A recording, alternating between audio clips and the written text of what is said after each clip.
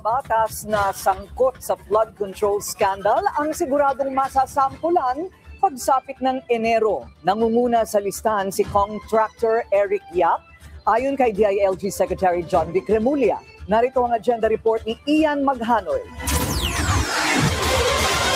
2 dating senador at 20 kongresista ang nakatakdang humarap sa prosekusyon sa Enero kaugnay sa flood control scandal. Yan ang ibinunyag ni DILG Chief John Vic Remulla. Sa palagay niyo mga kababayan, yung mga nanonood dyan sa atin, pwede niyong i-comment. Sa palagay ninyo, sino kaya yung mga senator o sino kaya yung 2 senator na una pong maaaresto at haharap mga kababayan sa prosekusyon? Ano po ngayong darating na Enero? At sino kaya yung mga kongresista, mga kababayan, na posible ding maaresto? Spokes ng Bilyonaryo News Channel. They have ghost projects. They have, some of them are contractors. I don't know to what degree of consanguinity is necessary in the eyes of the ombudsman. We haven't talked about that.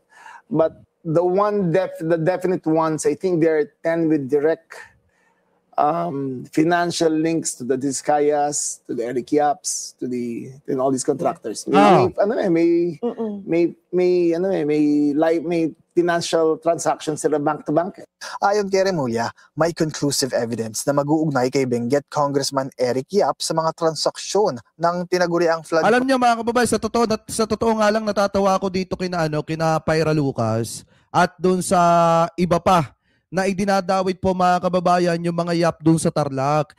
Kung titingnan nyo, hindi kasi pwedeng maging kasalanan nung mga Yap doon sa Tarlac ni na Governor Susan Yap, di umano, yung pananagutan nito pong sina Eric Yap. Kasi mga kababayan, hindi naman porket magka-apelyedo po sila, sangkot na po dyan yung mga Yap doon sa Tarlac. Maliwanag naman mga kababayan na ito pong sina Eric Yap, panahon pa po ni Digongong yan. Kung makikita nyo doon sa issue ng rock netting, di ba, iyang sina Eric Yap din, yung isa sa di umano mga kababayan, talagang may nakorap doon. So ngayon, kung titingnan nyo din mga kababayan, sa panahon ni Digong, kahit alam na nila na ito pong si Eric Yap, mga kababayan, ay nasasangkot po dyan, wala naman pong ginawa yung administrasyon ni dating Pangulong Rodrigo Duterte. Kaya nga kung makikita nyo, sa panahon lang ni PBBM talaga, nabibigyan ng hustisya yung ginawa ng mga yan sa kaban po ng bayan. Anyway, tuloy pa natin.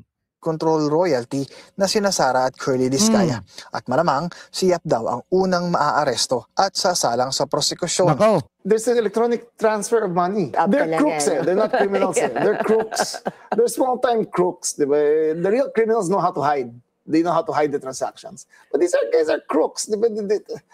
It baffles me how what kind of impunity they... Maybe part of the reason. Sinabi rin ni Remulla na 5 bilyong piso ang tinangay ni resigned Ako Bicol Party List Representative Zaldico. Ay, grabe din ito mga kababayan. Matindi din po itong ginawa ni Zaldico, na kung saan mga kababayan parang nagproseso ng pera na umaabot ng 5 billion pesos at pinadaan po yan sa crypto.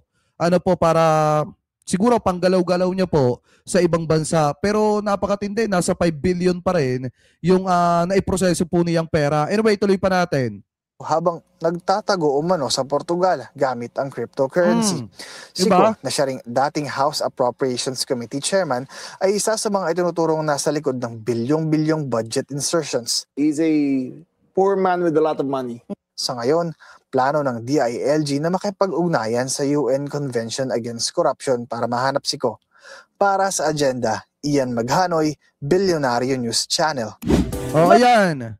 Diba? Ay, nanonood. Ay, tatay, nanay, watching you now, Jake. Sabi ni Ma'am Dolly Babes Castro. Ay, mega love shoutout po kay Tatay Marcos at saka kay Nanay Emma.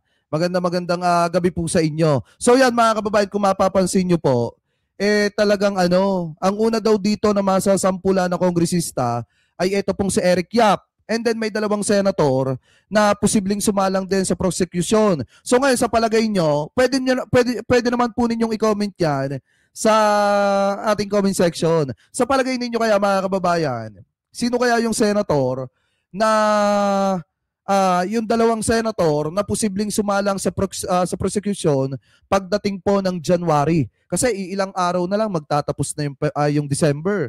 'Di ba? Iilang araw na lang may mananagot na diyan na mga senator, mga kongresista. At abang-abangan po natin yan mga kababayan. So ngayon, kung may mananagot mga kababayan, kung may mga lalabsa na ng arrest warrant, meron naman po mga kababayan na kinasuhan sa Quezon City kanina po. Dahil kung titingnan po natin itong balita na nakita po natin galing po sa Batas PH. Sabi po dito mga kababayan, eto daw pong si Romualdez at etong si Saldico at saka daw po itong si eto daw pong si PM Vargas, kinasuhan daw mga kababayan ng 1 billion civil forfeiture na kaso. Ano po, so sabi po dito, basahin po natin itong nasa Batas PH 1 billion civil case versus Romualdez at saka daw po dito kay Saldico at kay Congressman PM Vargas.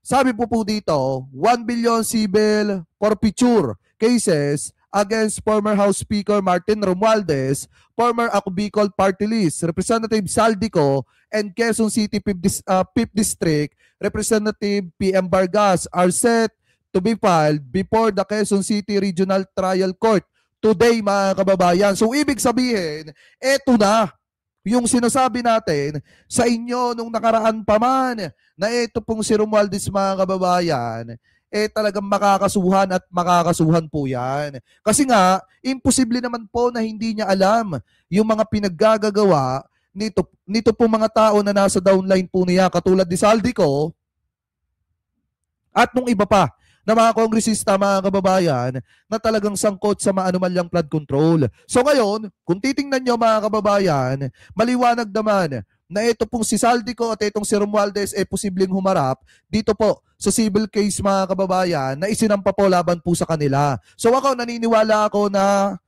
bukod po dito sa civil case, masasampahan din po itong si Romualdez ng kaso na criminal case mga kababayan katulad po ng mga plunder. Lalo na at maliwanag naman po yung sinabi ng ating mahal na presidente mga kababayan nung mga nakaraang araw na kung saan di ba pinasasampahan ng kaso ng ICI. Sa ICI, ito pong si Romualdez at kung may ebidensya na matibay, maliwanag naman pong sinabi ni PBBM na sampahan po ito ng plunder at saka po ng graft. So ako, naniniwala ako dyan na darating yung time na yon na makakasuhan po siya. Ano po, lalo na at alam naman po natin mga kababayan yung salita na imposibleng hindi niya alam yung ginawa ni Saldico mga kababayan, lalo na at siya po yung House Speaker nung mga panahon na isinasagawa po nila yung mga malalaking insertion na yan. Ano po, so ngayon, comment below na lamang po mga kababayan kung ano po masasabi nyo, hingil po dyan sa topic na yan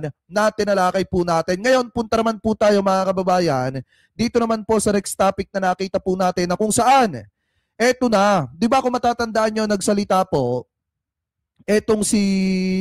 etong kapatid po mga kababayan nung nambatok sa isang tatay na nagkakariton kasama po yung kanyang anak.